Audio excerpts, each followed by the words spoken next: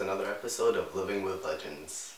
Now, as I was preparing for this talk, I was kind of in a dilemma. I didn't know which Sahabi to talk about or which legend to speak about until I came across this particular person. Now, he wasn't a Sahabi, he was a Tabi'i.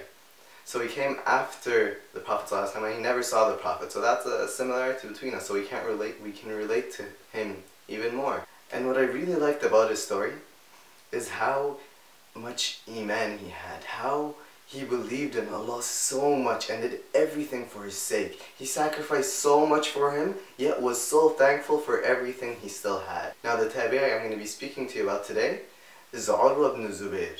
He was the son of Ul-Zubair ibn Awam, one of the 10 who's guaranteed Jannah.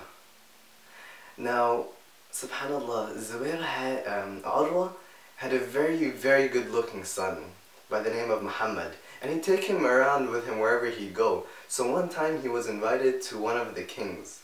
He was invited to his country, to his palace. So he goes to him and he takes Muhammad with him, his son. So when they get there, the king compliments the boy. He says something nice about him but forgets to say MashaAllah. So he gives him the evil eye. And as they were going home, as they were leaving the country, this boy got run over by horses. He got stampled and he got killed that way. And as soon as Urwah saw this, he threw himself at the boy and he got an infection in his leg. And the infection started spreading rapidly. So the king had to be generous to his guests and he got them the best doctors. Now the doctors agreed unanimously that this person's leg must be amputated, that Urwah's leg must be cut off. And seeing as there was no other choice, Urwah agreed to this. As the surgeon was preparing the tools, he asked Urwah, he's like, okay, so can we give you a mouthful of intoxicants just so you don't feel the pain, just so you're not conscious of what's happening? He said, no, wallahi. I will not take haram for what I will seek forgiveness from. Subhanallah. And then he asked him, okay, can we give you something to make your leg numb so you don't feel your leg, a tranquilizer? He said, la wallahi, I want to feel the pain that I get as it happens so that I may get the reward for it. This is a man that's not living for this world, he's living for the hereafter, he's living for Allah. So then as the surgeon's about to start, a group of men surround him. So he asks the surgeon, who are these men? The surgeon says, oh, they're just going to hold you on, they're going to hold on tight to you so that you don't move when I'm cutting, so that you don't hurt yourself. He said, no, send them back from where they came from. I have Allah by my side. I'll be doing tasbih, I'll be doing tadhkir, I'll be praying to Allah. And that's all I need. So as the surgeon was cutting through his flesh and reached his bone, all you could hear was La ilaha illallah and Allahu Akbar.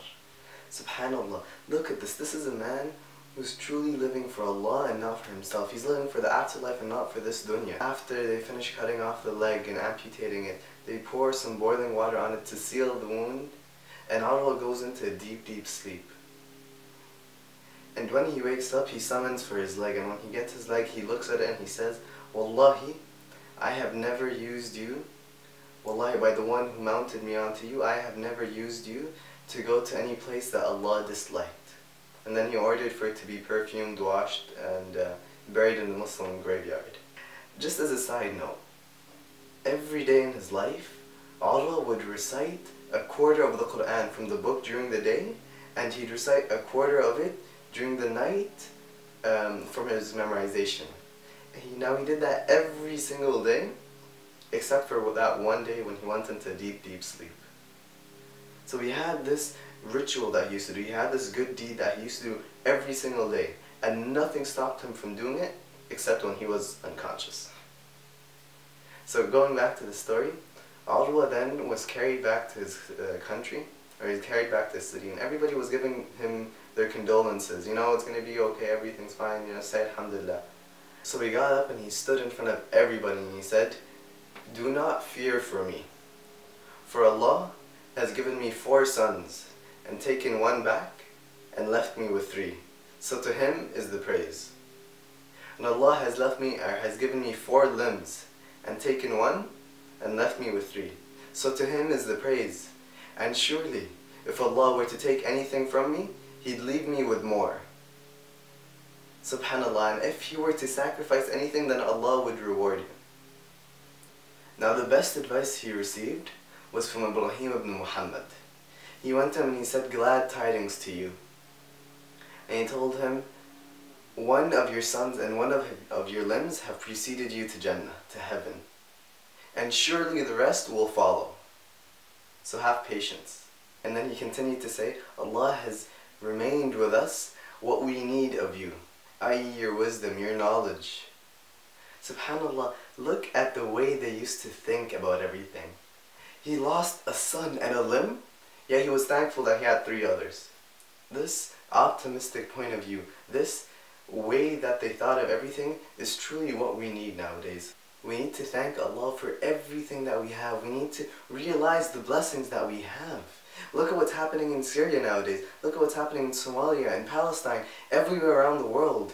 People are suffering, yet they're thankful for Allah. Yet they still have this iman that they need.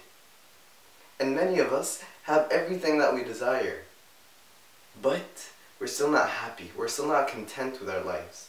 What is it that we need? We need to be thankful to Allah. And I promise you that if you do this, if you're thankful for everything you do, if you're thankful for everything you have, and if you count all of Allah's blessings, which you will not be able to do, you'll be content with your life. You'll have this peace at mind. And that's what Islam is. Please share this video. I promise if you do, you're going to get the ajr for sharing it. And for everybody that benefits from it, like us, comment, tweet, subscribe, do whatever you want. Assalamu alaikum wa rahmatullahi wa barakatuh.